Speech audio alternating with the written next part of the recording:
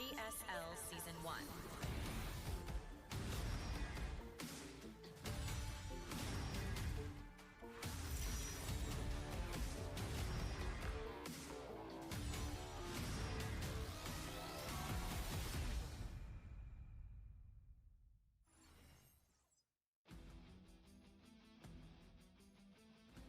And welcome back, everyone. Welcome back. Welcome back to the GSL. The GSL Season 1 2026 Round of 12 Group A. We just wrapped up with our first series, and honestly, pretty fast series. Pretty fast series here. Hyper aggression from both Rogue and Percival, to be fair, but Rogue, he set the pace. He did make for some unusual and hyper aggressive builds, and Percival, he had a really hard time responding, reacting, and for the most part, it felt like Percival was playing into Rogue's hands. With that, Rogue, he was able to dominate, but now we have our next matchup. We have Zoun versus Solar.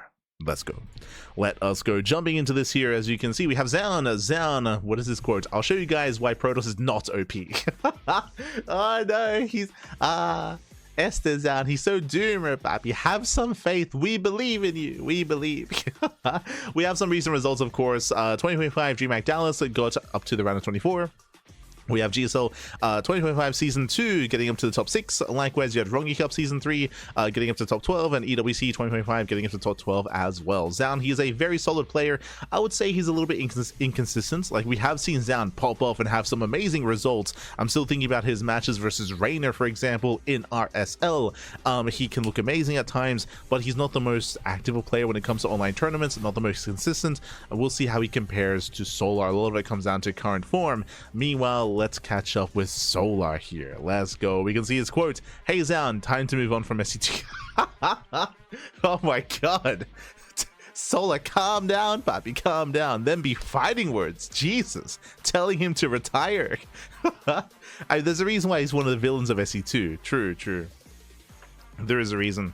As Solar, his most recent big results here, we had 2025 GSL Season 1, top 10. We had his second place at DreamHack Dallas, and of course some of the other results as well. But here we go. We do have our current vetoes and our map order. Game 1, Celestial. Game 2, Mothership. Game 3, 10,000 feet. Interesting. So we had Solar vetoing the larger maps, Taito, Old Republic, and Winter Madness. We had Zoun's vetoing the smaller maps, Ruby Rock, Tourmaline, and White Rabbit. White Rabbit isn't smaller, but it is harder to defend. So Zoun, he got rid of the maps where it's more difficult to turtle up and be defensive on. Solar got rid of some of the larger maps instead. We're left with Celestial, Mothership, and 10,000 feet. Clearly, we can see how Zoun wants to approach this, and I feel like we can see how Solar wants to approach this as well. I mean, I'm a little bit surprised he vetoed Old Republic. Right? Like Old Republic, I feel like a lot of Zerg players have been enjoying when it comes to trying to break the defending and turtling player, so that veto does catch me a little bit off guard. I'm curious what the plan is. I'm curious what Solar has in store for us here to allow for Celestial to make it through, for example. Like, Celestial is the macro map. It's the macro map. We see a lot of late game, a lot of turtle play on Celestial Enclave, so I'm curious if Solar has a plan for this. Does he have an all-in planned, or does he plan on going into mutas, which is also another viable strategy on maps like Celestial and on maps like Mothership. So very, very curious what Solar has in store for us, because you don't let Celestial through a veto process unless you're planned, like unless you're prepared, I should say. Unless you have something cheeky in store for us. Let's go. Let us go.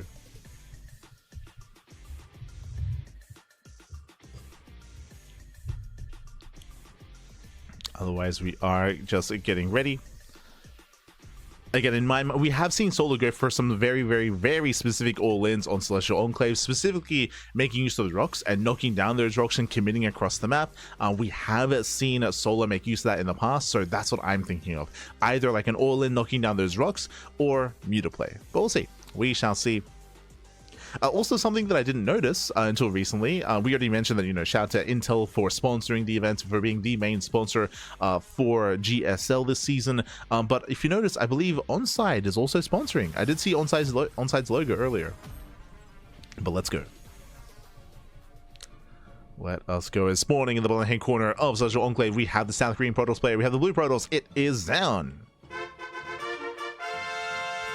That's a bit loud. And in the right hand corner, we have the South Korean Zerg player. We have the red Zerg. It is Solar. Let's go. Let us go. The audio levels are a little bit all over the place, so I do apologize for that, just because the clean feed audio is a little bit lower, so we had to raise that audio, but it also means by raising that, the fanfare and the trumpets are a little bit louder than usual as well, so I'm probably going to ease up on the trumpets for the time being, and just, you know, you can just imagine them in your mind. But yeah, you can see them on the left, Onside's logo, so Onside, they're also going to be sponsoring. Really cool to see. Shout out to Onside sponsoring the GSL. As for now, we are going to be settling on in. Hatch first here out of Solar, likewise Gate Expand out of Zoun. So far, very standard setups here, but welcome to Celestial Enclave. We alluded to this earlier. This is the macro map in the map pool. Very commonly, we see players turtle up and build up into the late game into Skytoss from the side of Protoss. That is why Zoun led this through, but that's why I'm surprised that Solar let this through the veto process. It has to be for a reason. Has to be for a reason here. And we'll see what that reason is going to be. Again, Gate Expand out of Zoun. We have a pocket expansion available to us. Typically, you want to save the pocket base for a 4th or 5th expansion. You don't want to take it early on, as that would be a bit of a waste. So you want to save it, preserve it until much, much later. That is typically the plan. Typically. As we are going to be opening up. Likewise, so far, there's no crazy timings when it comes to the gases, just hatch, gas pool, standard setup out of Solar. What we're really going to be waiting for here is the tech of choice out of Solar. Does he open up Lair first, Eva Chamber first, or Roach One first? Like, what is it going to be? That will give us a bit of an idea as to how he does want to approach this game.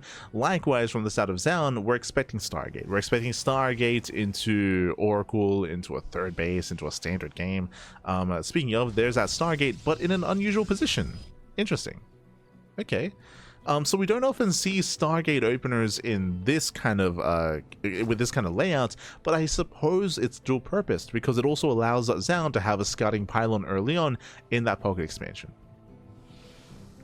Technically, I guess it also reduces the distance between the Oracle and your opponent's natural, but more than anything, I think it does just help with scouting. As you do have quite a large entrance into your own main. Meanwhile, we do have our third base being taken, so Solar does take his third on time. Link speed is on the way. So far, everything's looking normal from Solar. And again, likewise, you should be seeing that faster Oracle and that faster aggression from Zoun. Getting across the map. Oracle's on the way. Now we have a little dance. We should be seeing Solar keep up with the Adepts and Solar deflect the Oracles. It's going to be up to Zoun to find Solar slipping and try to abuse that, and try to take advantage of that, and try to find some damage early on. For the most part, Solar, he should maintain his defenses, and he should have minimal losses here. We're expecting maybe 2-3 drones at most when it comes to the Oracle harass. We'll see. We shall see. As the first Oracle does zoom across the map. Zoun is moving out. Twilight Council back at home. Once again, just really interesting placements, but because of the placement of that Twilight Council, Zoun also scouts the rocks. Like, it feels like all the tech is in really weird locations for Zoun, but it's specific to scout certain locations of his own bases. To scout the drop location in the pocket base, and also to scout the rocks. Meanwhile, 2 drones. 2 drones go down. Again, that's to be expected. Adepts, they're being somewhat active. Now, this is an earlier Twilight Council, bear that in mind. Likewise, the third base, the pocket expansion is being taken. A little bit surprised that we're going for the pocket base, not the standard third, but the earlier Twilight Council is for earlier Blink. No Forge. Ooh, no Forge, no +1. Now, the lack of Forge is usually a sign of aggression here. Typically, that means, okay, we're foregoing upgrades in favor of a heavier gateway count and a more committed Blink Stalker move out. That's usually what this means. So it looks like an 8K 3 base all-in from the side of Zoun, which would explain why he went for the pocket expansion, right? Because he's not really too concerned about taking a more efficient base, because the game is not meant to last that long. So that's how I'm reading this. And there's the gateway explosion. You can see 4 gates on the way. So again, based on the Twilight Council timing, it screamed 8 gates all in. We have 4 on the way, 2 already done. We have 6 gates so far. We're expecting 2 more. Yep, there it is, another gateway. So we're getting up to 7 gateways, and we're missing 1 more gate. So again, this was all foretold based on the Twilight Council timing, and also piecing together the reason why the pocket base was taken as well. So it all makes sense. It all makes sense. So Zoun is going for the all-in. It's going to be Mass Blink Stalker. Again, this also explains why there's no Forge. We were kind of like, you know, taking our steps towards that, explaining. and Solar has yet to scout, right? We've been focusing a lot on, you know, the methodology and the rationale behind Zoun's build, but Solar has yet to go in to confirm. Solar doesn't know. Does spot some Stalkers moving out, which is normal. Hydrogen is on the way. Solar, he's taking gases. He's droning. He's not droning up too much. I feel like Solar cutting workers here at 58 should be fine. And he doesn't catch out the Stalkers. Blink is revealed. That is early. Yeah, the blink is early. Solar should recognize. He's massing up more Lings. Hydrogen is on the way. And we'll see if Solar can hold. Again, thankfully for Solar, I don't think he overdroned. But it still comes down to the engagement. It still comes down to the control. As Zoun is pushing forward. Zoun is pushing forward. He's gaining some ground. Lings just try to engage. Ooh, bit of an overreaction. Yeah, Zoun does overreact. He does waste his blink. Okay, we have to be very, very careful here with how we blink, how we pull away. Speaking of Solar, he commits. Decent stasis. Yeah, decent stasis goes up. The Oracle's getting low. Ooh, one Oracle goes down. Ay, ay, ay. Yeah, that should not have happened. Down to 2 Oracles. The Oracles, they're so crucial when it comes to supporting this army. Yeah, they are crucial. Stalkers, they blink away. They're trying to get on top of the Hydras. So far, slowly over time, the Hydra count is getting higher, and Solar's holding. Yeah, Solar, he's holding on. He's building up those Hydras, zoning away. Lings are coming from behind. Again, Zoun, he needs more damage here. Okay, Solar running out of Lings. But at this point, we've hit critical mass. At this point, we've hit critical mass of Hydras. Solar, he can just fight head on. And the longer this game goes on, the worse it is for Zoun. Remember, this is an all-in. If I didn't make that clear, like an AK 3-base all-in, it's really a 2.5-base all-in. It's all or nothing for Zoun. Lings, they try to come in from behind. Cheeky moves here by Solar. Cheeky moves. And Solar's teching. He's comfortable enough to tech. I believe he's got an Evo Chamber on the way. Yep, Evo Chamber, Hydra upgrades, Greater Hydra Concave. Now, I will say, even though Solar's building up his Hydra count, Zoun hasn't lost many Stalkers. Like, he's done a great job when it comes to preserving a Stalker count overall. So, Zoun, he still has potential. And he's getting on top of the Hydras. Where are the Zerglings? Again, we need more Zerglings. Hydras are going down, one after the other. Wow, and Zoun is overwhelming. Where are the Lings? Oh, no. Solar, he needs support. These Hydras, that they cannot hold their own. Not by themselves, not like this. Yeah, without any Link support, there we go. He blinks on in. Zoun, he smells blood in the water. He overwhelms, he breaks on through. And with that, Zoun has done it. Zoun, he has broken Solar. The all-in works. GG, the 1G. The 1G out of Solar. And Zoun, he takes game number 1. GG. GG, well played. Solar, I'm a little bit surprised here. So very quickly, touching on what just happened towards the end there, Solar, he was doing well for himself. He was amassing his Hydras. He was holding on to the 3rd base. He was hitting critical mass of Hydra. He needed Link support. If you notice, Solar, he was getting Trouble Lords ready. He was investing into upgrades, into other Evo chambers. He was trying to tech up. He was confident. I don't blame him for being confident in that moment, but he was lacking Link support. You need those Zerglings to buffer for your Hydras. If you have Hydras on their own, they melt. Hydras, they're made out of paper. They cripple real fast and real quick. They need that kind of buffer in front of them. Without it, we just crumble. And you saw that. You saw Solar just crumble before all those Stalkers. Again, we were praising Zoun for maintaining a Stalker count. That is true. And again, Solar, he was lacking those Ling reinforcements. Even though he had built up a solid core of Hydras, he still needed that kind of buffer. He still needed that support, and that was lacking towards the tail end, towards the past couple of minutes, towards the end of that game for Solar. That was lacking. With that, GG, well played. With that, Zoun, he does claim game number 1, and remember, this is a best of 3. It's a best of 3, by the way. He's 1 game away from advancing on to the winners match. We'll see if Solar can fight back. We'll see if we have a back and forth. Let's go. Let us go. And spawning in the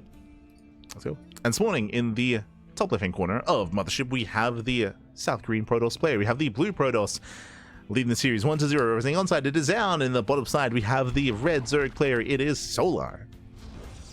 God. And GSL, they don't do intros. They do. Which is a shame. There's no room for fanfare, Pappy. No room. But they don't do intros. Feels bad, man. from here we are going to be opening up.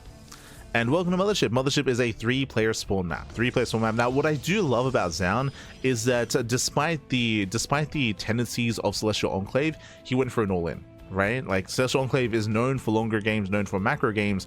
If you recall, I was curious and I was thinking that Solar was going to be the aggressor to try to catch Zoun off guard, to try to stop a longer drawn out game on Celestial Enclave, but instead it was Zoun subverting expectations, and instead of doing what is best on Celestial when it comes to building up your 3 and 4 bases and being more defensive and getting into sky toss, instead of doing what was expected of him considering the advantages of the map, he instead went for the all-in to catch Solar off guard, to again subvert those expectations and to catch Solar with his pants down. And it somewhat worked. I don't think that Solar overdroned, by the way. I don't think he overdroned, and I feel like Solar, he was holding his own quite well initially for the first half or the first 3/4 of the defense. It's just towards the tail end where he did slip up, and where things got out of hand. But let's go. Let us go.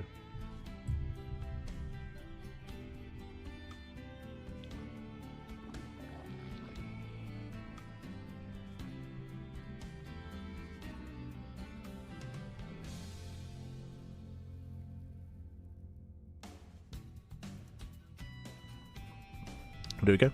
Here we go. We are getting into game number 2 here, and because of the map itself, because of the 3-player small map itself, it does mean there's a little bit of RNG when it comes to the early scouting if we're going for some aggression, but so far, standard openers, nothing crazy, nothing wild.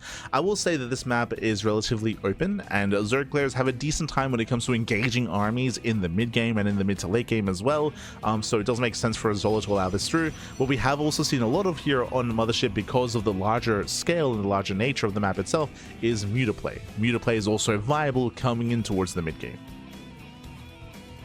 But once again, our eyes are on our tech of choice. It is going to be a Stargate opener out of Zoun, and Solar is just droning.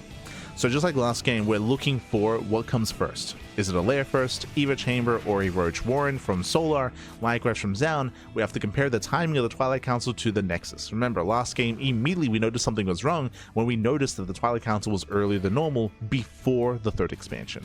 That was, and also without the Forge, it screamed 8 gate all in from the beginning, but this time we'll see what he goes for. We don't really expect the same build, not 2 games in a row. This is where mind games come into play, and you can make an argument like, you know, it doesn't make sense to do it 2 games in a row, that's why you do it, and that's why you catch your opponent off guard. That can be applicable from time to time, can be applicable, but typically is ill-advised. As ZvP move in, they commit to the Shade. Ooh, no major damage yet though, one that does get picked up. Yeah, this was not worth it. Yeah, not worth it here. Both adepts go down, 0 drone kills. Ay. Zoun, he committed, he overextended. Not like this. Oh. Hold on, I'll lower the volume a little bit.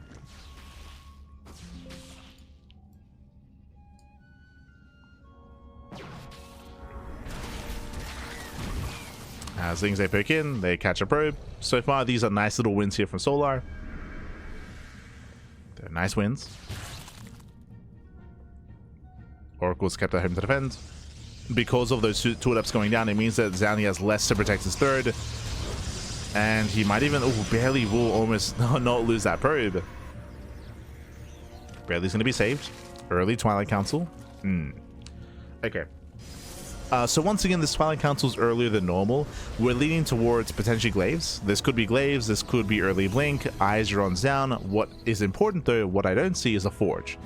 Right now we can't see, there we go, there's a production tab, so there is no Forge on the way. Typically a Forge is for +1, is for the mid-game, a Blink Stalker play or mid-game charge lots. Without a Forge, we're leaning more towards either an 8-gate Blink all-in or Glaive Adepts. And there it is. Is this the same build 2 games in a row? No shot. Again, the lack of Forge leads us to believe that it is going to be the same build.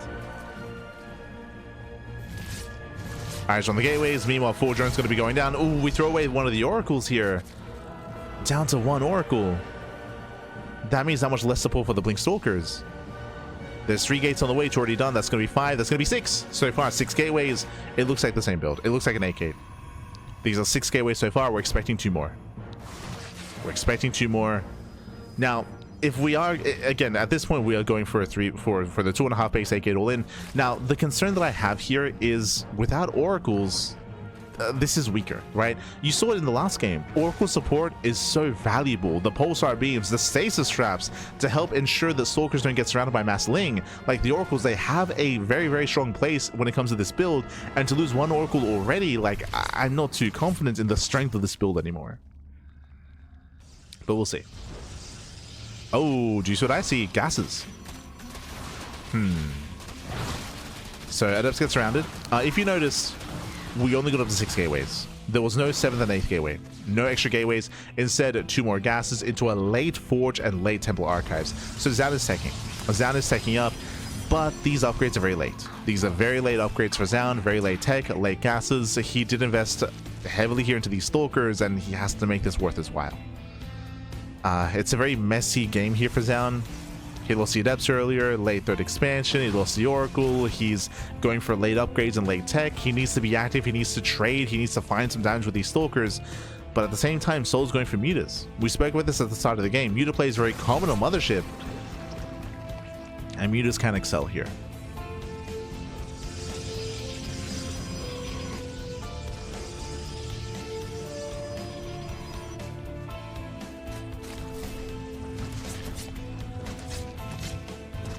They can excel. The Oracle goes in for a scout, and do we get eyes on the Spire? The answer is no.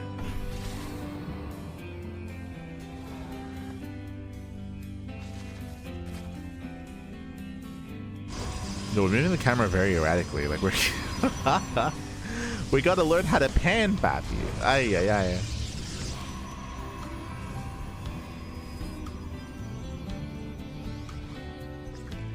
I don't know who it is. It looks like maybe an ex-pro gamer. It's very similar. It's so good. And so now Solar, he does commit. He's moving out. Mutas are amassing. So far unscouted. But yeah, usually when pro gamers like observe, like they do this where we're like jumping around like very hard from place to place.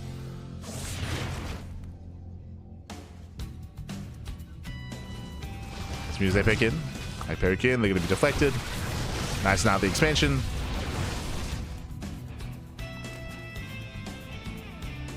Does deny the 4th. We meet our fate.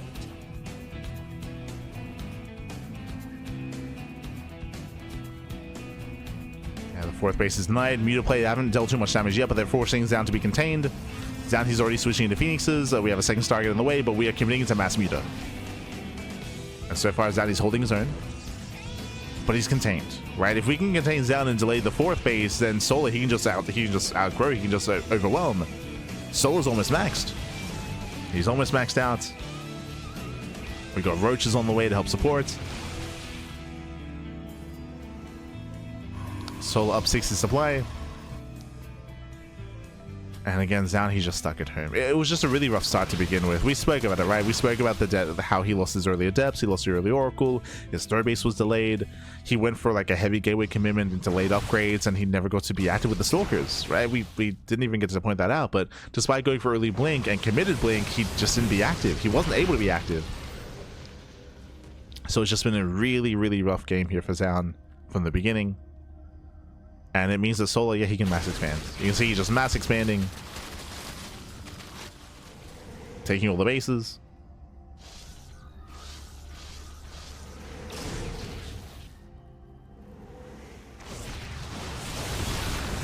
Storm does zone.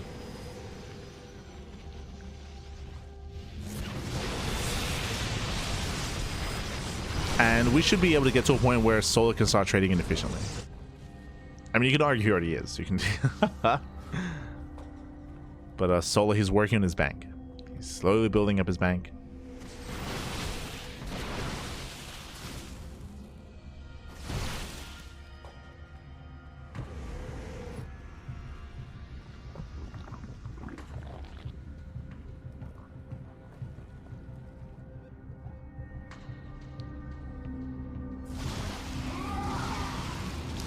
You just say cash out a couple of Zealots. Against looking for a way in. Lings, they move in to deny the 4th base, and they will. He's going for the beat. Oh, he was trying to go with High Templar. Templar, they do manage to zone away once again, but the base is still denied. Zoun still cannot expand. Still cannot expand. And what is being done with all this time? Solar is taking his own expansions. He's taking up, getting more upgrades, working on +1 flyer carapace, working on Hydra range. So it looks like he might be getting ready for a lurker transition. Eventually, he has to get rid of these mutas. Eventually. There we go. Hydras are amassing, but here comes Zoun. He's all in. Yeah, it's all or nothing with Zoun. As Zoun, he has no expansion. He has no economy. This is it. This is his army. High Templar on their own. Oh, the Templar! No, the Templar, they're exposed. Oh, they do barely try to get away. One Templar goes down. He gets one. He gets two. He gets three. Oof. Yeah, forcing out every single storm. Storms are forced out. There's one storm left. You can see the High Templar barely alive on 1 HP. Barely alive. There's that final storm. No storms left. Solar, he has 44 Lings in production. More Hydras as well. Gee. God. The jump cuts, baby. Yeah, and with that, I mean, the Stalkers, they trade well. They're trading well. They're blinking back. They're trying to hold their own. Hydras are still amassing. Zoun, can he pull this off? Can he get into the heart of the army? Can he push into the natural? Against Solar, he had a bank, but his army's just trickling in. Wow, his army's trickling in. GG gets called down. He breaks on through. He overwhelms. And before Solar can really mass up his army, he was just trickling in. He was just trickling in Lings, trickling in Hydras. And Zoun, he 2-0s. GG. GG, well played. Again, Zoun was in a rough position. He had a shaky early game. He had a shaky mid game. He could not expand. He couldn't get a 4th base, but he built up a death bull of an army. And even then, it was a shaky push. Remember, running back here. Remember, Zoun, he was even forced to storm it efficiently. Like, he was forced to waste all of his storms. Despite that, the ground army for Solar was lacking. If you remember, we were talking about how the potential of Solar switching into lurkers and how that would make sense to switch into lurkers, to switch into a ground force that could actually hold on. But Soul didn't get there. He didn't have any lurkers. He didn't have a lurker den. He was working on Hydra upgrades, but that ground switch wasn't there. And the mutas, they could not stop the main army, the main death bull of Stalkers and Archons. GG. GG, well played. Zoun, again, forced into the 2-base all-in, or sorry, into the 3-base all-in, forced to push, and he had enough to kill. GG. GG, well played. Impressive play there by Zoun. Solar forcing Zoun into a certain position, into a corner, and he couldn't deal with it. Zoun, he lashed out. He lashed out. He snowballed out of control. GG. GG, well played. With that, so we have our winners match available. Here we go. So it's going to be Zoun versus Rogue in the winners match. It is going to be Percival versus Solar in the elimination match. That's going to be a GSL qualifier rematch, by the way. That's going to be a rematch. Remember, Percival did defeat Solar to qualify for GSL, and they're going to have that rematch after the break. So we're going to be going on a short break here. When we come back, we'll have, I believe, Rogue versus Zoun up next. See you soon. See you soon after the break.